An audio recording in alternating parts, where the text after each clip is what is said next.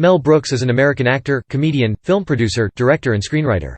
With a career spanning over 7 decades, he is known as a creator of broad farces and parodies widely considered to be among the best film comedies ever made. Brooks began his career as a comic and a writer for Sid Caesar's variety show Your Show of Shows alongside Woody Allen, Neil Simon and Larry Gelbart. Together with Carl Reiner, he created the comic character The 2000-Year-Old Man. He wrote, with Buck Henry, the hit television comedy series Get Smart, which ran from 1965 to 1970. In middle age, Brooks became one of the most successful film directors of the 1970s, with many of his films being among the top 10 moneymakers of the year they were released. His best-known films include The Producers, The 12 Chairs, Blazing Saddles, Young Frankenstein, Silent Movie, High Anxiety, History of the World, Part 1, Spaceballs, and Robin Hood, Men in Tights. A musical adaptation of his first film, The Producers, ran on Broadway from 2001 to 2007 and was remade into a musical film in 2005. In 2001, having previously won an Emmy, a Grammy and an Oscar, he joined a small list of EGOT winners with his Tony Award wins for The Producers. He received a Kennedy Center honor in 2009, a Hollywood Walk of Fame star in 2010, the 41st AFI Life Achievement Award in June 2013, a British Film Institute Fellowship in March 2015, a National Medal of Arts in September 2016, and a BAFTA Fellowship in February 2017. 3 of his films ranked in the American Film Institute's list of the top 100 comedy films of the past 100 years, all of which ranked in the top 15 of the list: Blazing Saddles at number 6, The Producers at number 11, and Young Frankenstein at number 13. Brooks was married to actress Anne Bancroft from 1964 until her death in 2005. Their son Max Brooks is an actor and author, known for his novel World War Z, an oral history of the zombie war. Early life and education. Brooks was born Melvin Kaminsky on June 28, 1926, in Brooklyn, New York, to Max and Kate Kaminsky, and grew up in Williamsburg.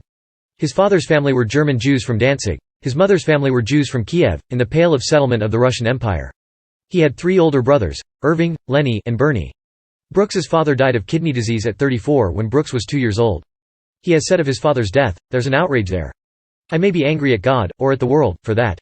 And I'm sure a lot of my comedy is based on anger and hostility. Growing up in Williamsburg, I learned to clothe it in comedy to spare myself problems, like a punch in the face." Brooks was a small, sickly boy who often was bullied and teased by his classmates because of his size. He grew up in tenement housing. At age 9, Brooks went to a Broadway show with his Uncle Joe, a taxi driver who drove the Broadway doorman back to Brooklyn for free and was given the tickets in gratitude, and saw Anything Goes with William Gaxton, Ethel Merman and Victor Moore at the Alvin Theatre. After the show, he told his uncle that he was not going to work in the garment district like everyone else but was absolutely going into show business. When Brooks was 14, he gained employment as a pool tumbler. Brooks kept his guests amused with his crazy antics. In a Playboy interview, Brooks explained that one day he stood at the edge of a diving board wearing a large overcoat and 2 suitcases full of rocks, who then announced, "Business is terrible. I can't go on," before jumping, fully clothed, into the pool. He was taught by Buddy Rich how to play the drums and started to earn money as a musician when he was 14. During Brooks's time as a drummer, he was given his first opportunity as a comedian at the age of 16 following an ill MC. During his teens, Melvin Kaminsky officially changed his name to Mel Brooks, influenced by his mother's maiden name Brookman, after being confused with the trumpeter Max Kaminsky. Brooks graduated from Eastern District High School. He also studied psychology at Brooklyn College for 1 year. World War II service. Brooks was drafted into the United States Army in 1944. After scoring highly on the Army General Classification Test, a Stanford-Binet-type IQ test, he was sent to the elite Army Specialized Training Program at the Virginia Military Institute to be taught skills such as military engineering, foreign languages, or medicine. Manpower shortages led the Army to disband the training program, so Brooks returned to basic training at Fort Sill, Oklahoma, in May 1944. Brooks served as a corporal in the 1104th Engineer Combat Battalion, 78th Infantry Division, defusing landmines as the Allies advanced into Nazi Germany. He participated in the Battle of the Bulge. With the end of the war in Europe, Brooks took part in organizing shows for captured Germans and American forces. Early career. After the war, his mother had secured him a job as a clerk at the Brooklyn Navy Yard, but Brooks got into a taxi and ordered the driver to take him to the Catskills, where he started working in various Borscht Belt resorts and nightclubs in the Catskill Mountains as a drummer and pianist. After a regular comic at one of the nightclubs was too sick to perform one night, Brooks started working as a stand-up comic, telling jokes and doing movie star impressions. He also began acting in summer stock in Red Bank, New Jersey, and did some radio work. He eventually worked his way up to the comically aggressive job of tumbler at Grossinger's, one of the Borscht Belt's most famous resorts. Brooks found more rewarding work behind the scenes, becoming a comedy writer for television. In 1949, his friend Sid Caesar hired Brooks to write jokes for the Dumont, NBC series The Admiral Broadway Review, paying him $50 a week. 1950s. Your Show of Shows. In 1950, Caesar created the revolutionary variety comedy series Your Show of Shows and hired Brooks as a writer along with Carl Reiner, Neil Simon, Danny Simon, and head writer Mel Tolkien. The writing staff proved widely influential. Reiner, as creator of The Dick Van Dyke Show, based Maury Amsterdam's character Buddy Sorrell on Brooks. Likewise, the film My Favorite Year is loosely based on Brooks's experiences as a writer on the show, including an encounter with the actor Errol Flynn. Neil Simon's play Laughter on the 23rd Floor is also loosely based on the production of the show, and the character Ira Stone is based on Brooks. Your Show of Shows ended in 1954 when performer Imogene Coca left to host her own show. Caesar then created Caesar's Hour with most of the same cast and writers. Caesar's Hour ran from 1954 until 1957. 1960s. The 2,000-year-old man and Get Smart Brooks and co-writer Reiner had become close friends and began to casually improvise comedy routines when they were not working. Reiner played the straight man interviewer and set Brooks up as anything from a Tibetan monk to an astronaut. As Reiner explained, "In the evening, we'd go to a party and I'd pick a character for him to play. I never told him what it was going to be." On one of these occasions, Reiner's suggestion concerned a 2,000-year-old man who had witnessed the crucifixion of Jesus Christ, had been married several hundred times and had, over 42,000 children, and not one comes to visit me. At first Brooks and Reiner only performed the routine for friends, but, by the late 1950s, it gained a reputation in New York City. Kenneth Tynan saw the comedy duo perform at a party in 1959 and wrote that Brooks was the most original comic improviser I had ever seen. In 1960, Brooks moved from New York to Hollywood. He and Reiner began performing the 2,000-Year-Old Man act on The Steve Allen Show. Their performances led to the release of the comedy album 2,000 Years with Carl Reiner and Mel Brooks that sold over 1 million copies in 1961. They eventually expanded their routine with 2 more albums in 1961 and 1962, a revival in 1973, a 1975 animated TV special, and a reunion album in 1998. At one point, when Brooks had financial and career struggles, the record sales from the 2,000-Year-Old Man were his chief source of income. Brooks adapted the 2,000-Year-Old Man character to create the 2,500-year-old brewmaster for Ballantine beer in the 1960s. Interviewed by Dick Cavett in a series of ads, the brewmaster said he was inside the original Trojan horse and could have used a 6-pack of fresh air. Brooks was involved in the creation of the Broadway musical All-American, which debuted on Broadway in 1962. Brooks wrote the play with lyrics by Lee Adams and music by Charles Strauss. The show starred Ray Bolger as a Southern science professor at a large university who uses the principles of engineering on the college's football team, and the team begins to win games. The show was directed by Joshua Logan, who script doctored the second act and added a gay subtext to the plot. The show ran for 80 performances and received 2 Tony Award nominations. The animated short film The Critic, a satire of arty, esoteric cinema, was conceived by Brooks and directed by Ernest Pintoff. Brooks supplied running commentary as the baffled moviegoer trying to make sense of the obscure visuals. The short film won the Academy Award for Animated Short Film. With comedy writer Buck Henry, Brooks created a comedic TV show titled Get Smart about a bumbling James Bond-inspired spy. Brooks explains, "I was sick of looking at all those nice sensible situation comedies. They were such distortions of life. I wanted to do a crazy, unreal comic strip kind of thing about something besides a family. No one had ever done a show about an idiot before. I decided to be the first." The show stars Don Adams as Maxwell Smart, Agent 86. The series ran from 1965 until 1970, although Brooks had little involvement after the first season. Get Smart was highly rated for most of its production and won 7 Emmy Awards, including Outstanding Comedy Series in 1968 and 1969. Early work as a director for several years, Brooks had been toying with a bizarre and unconventional idea about a musical comedy of Adolf Hitler. Brooks explored the idea as a novel and a play before finally writing a script. Eventually, he was able to find 2 producers to fund the show, Joseph E. Levine and Sidney Glazier, and made his first feature film, The Producers. The Producers was so brazen in its satire that major studios would not touch it, nor would many exhibitors. Brooks finally found an independent distributor who released it as an art film, a specialized attraction.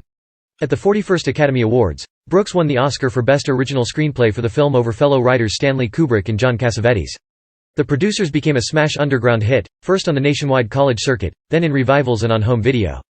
Brooks later turned it into a musical, which became hugely successful on Broadway, receiving an unprecedented 12 Tony Awards. The film would premiere to a limited audience in Pittsburgh, Pennsylvania on November 22, 1967, before achieving a wide release in 1968. With the moderate financial success of the film The Producers, Glazier financed Brooks's next film, The 12 Chairs. Loosely based on I.L.F. and Petrov's 1928 Russian novel of the same name about greedy materialism in post-revolutionary Russia. The film stars Ron Moody, Frank Langella, and Dom DeLuise as 3 men individually searching for a fortune in diamonds hidden in a set of 12 antique chairs. Brooks makes a cameo appearance as an alcoholic ex-serf who yearns for the regular beatings of yesteryear. The film was shot in Yugoslavia with a budget of $1.5 million. The film received poor reviews and was not financially successful. 1970s. Success as a Hollywood director. Brooks then wrote an adaptation of Oliver Goldsmith's She Stoops to Conquer, but was unable to sell the idea to any studio and believed that his career was over.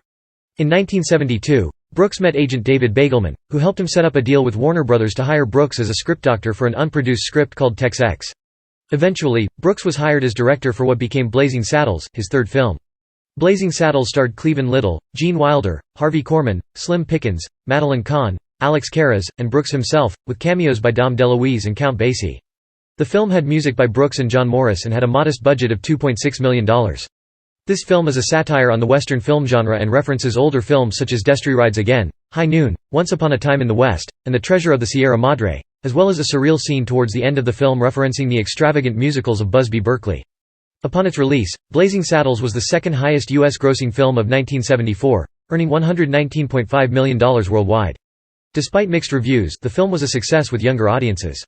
It was nominated for 3 Academy Awards: Best Actress in a Supporting Role for Madeline Kahn, Best Film Editing, and Best Music, Original Song. The film won the Writers Guild of America Award for Best Comedy Written Directly for the Screen, and in 2006 it was deemed culturally, historically or aesthetically significant by the Library of Congress and was selected for preservation in the National Film Registry. Brooks has said that the film has to do with love more than anything else. I mean, when that black guy rides into that old western town and even a little old lady says, "Up yours, nigger," you know that his heart is broken. So it's really the story of that heart being mended. When Gene Wilder replaced Gig Young as the Waco Kid, he did so only if Brooks agreed that his next film would be an idea that Wilder had been working on, a spoof of the Universal series of Frankenstein films from several decades earlier. After the filming of Blazing Saddles was completed, Wilder and Brooks began writing the script for Young Frankenstein and shot the film in the spring of 1974. It starred Wilder, Marty Feldman, Peter Boyle, Terry Garr, Madeline Kahn, Cloris Leachman and Kenneth Mars, with Gene Hackman in a cameo role. Brooks's voice can be heard 3 times, first as the wolf howl when the characters are on their way to the castle, second as the voice of Victor Frankenstein when the characters discover the laboratory, and third as the cat sound when Gene Wilder accidentally throws a dart out of the window in a scene with Kenneth Mars. Composer John Morris again provided the music score, and Universal Monsters film special effects veteran Kenneth Strickfaden worked on the film. Young Frankenstein was the third highest grossing film domestically of 1974, just behind Blazing Saddles. It earned $86 million worldwide and received 2 Academy Award nominations, Academy Award for Writing Adapted Screenplay and Academy Award for Best Sound. It received some of the best reviews of Brooks's career, and even critic Pauline Kael liked the film, saying, "Brooks makes a leap up as a director because, although the comedy doesn't build, he carries the story through." Brooks even has a satisfying wind-up, which makes this just about the only comedy of recent years that doesn't collapse. In 1975, at the height of his movie career, Brooks tried TV again with When Things Were Rotten, a Robin Hood parody that lasted only 13 episodes. Nearly 20 years later, in response to the 1991 hit film Robin Hood, Prince of Thieves, Brooks mounted another Robin Hood parody with Robin Hood, Men in Tights. Brooks's film resurrected several pieces of dialogue from his TV series, as well as from earlier Brooks films. Brooks followed up his 2 hit films with an audacious idea, the first feature-length silent comedy in 4 decades.